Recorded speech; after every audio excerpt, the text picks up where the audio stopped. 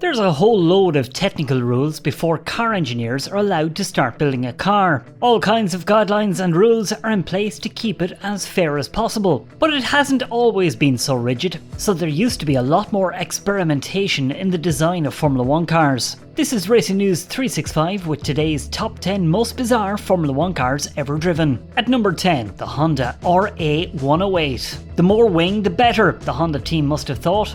In 2008, Honda's last year in Formula 1 was a special one for them, not because they scored 14 points that season, but because of their special car. At first glance, the car was already a special appearance with a white and green layout, but when you take a closer look at the front end, the car is not short of a front wing or two. In addition to many curves in the front wing, an extra one was placed on the nose to provide extra aerodynamics and a good distribution of airflow around the car. Number 9 is for the Renault A22. This car was driven by Jos Verstappen and Enrique Bernaldi in 2001. That year, Renault made the decision to put a rather small petrol tank in the car, and the racing strategies that followed were especially successful in the opening stages of many races. In an attempt to improve front-end downforce, an extra wing was actually put on the front of the car, but the drivers didn't profit from it for long. During the free practice sessions for the Monaco Grand Prix, the striking spoiler was banned by the FIA. At number 8, it's the Ensign N179 from 1979. At first glance, you might think that the ladder on the front end is supposed to make it easier for the driver to get in, but nothing could be further from the truth. This ladder construction was to provide cooling for the radiators. In the 1979 season, the team scored 0 points from 15 races. Number 7, the Eifelland Type 21. Eifelland was a German Formula 1 team that only raced for a year, but their Formula 1 car will still be on many people's minds. Designer Luigi Colani probably thought that 2 rear-view mirrors were unnecessary. Therefore, he designed a car with only 1 rear-view mirror, and that was right in front of the driver. They raced 9 Grand Prix in 1972, with a 10th place in Britain as their best result. Number 6, the March 711. The March 711 was quite suitable if you needed to get a tray of beer across the country. In 1971, Ronnie Peterson drove a car with a flat and very wide front wing. Although it didn't look like much, the car proved to be fast. Peterson was on the podium 5 times that season and finished second in the World Championship. Number 5, the Brabham BT46B.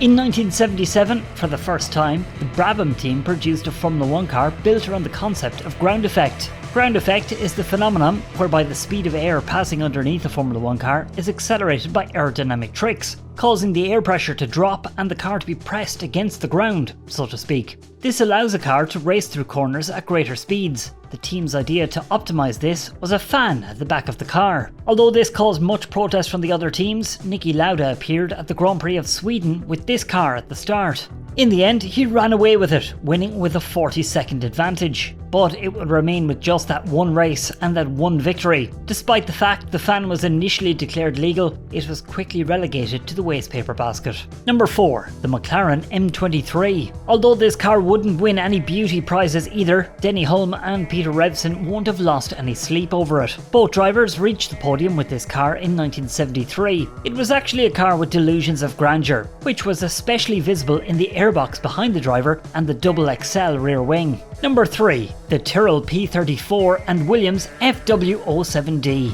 Probably the most recognisable car of the 1970s, the Tyrrell P34 made its appearance in 1976 with 6 wheels. Designer Derek Gardner worked on Lotus and Matra Formula 1 cars with 4-wheel drive, but he noticed that the balance of the car wasn't great, so he experimented with 6 wheels. It earned them 1 Grand Prix victory that season. Besides the 6 wheels, this car had a transparent cockpit, and they had apparently economised on the bonnet. The Tyrrell did leave its mark.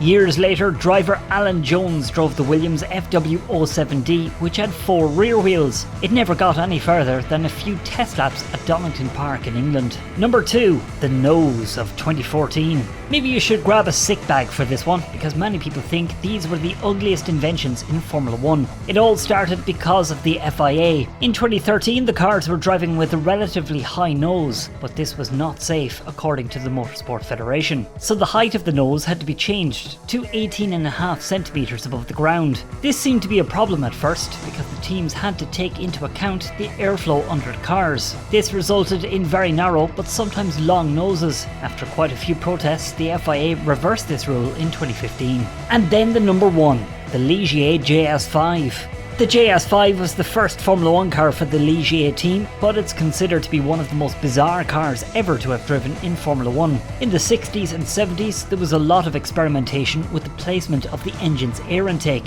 From small slots to gigantic cathedrals behind the driver, the JS5 belonged to the latter category. On top of the car, there was a large airbox that was supposed to help the car to victories. This car didn't run for long either, because after some adjustments the car had to be modified in the 4th Grand Prix and the so-called teapot disappeared. In the following races 3 more podiums were scored with a slightly more normal car. Well, that's quite a list. If you've any suggestions for more bizarre F1 cars, let us know in the comments below. Are you like us and can't get enough of everything to do with Formula 1? Don't forget to subscribe to this channel. Want more? Check out RacingNews365.com. You'll find great interviews, the latest news and our Formula 1 podcast.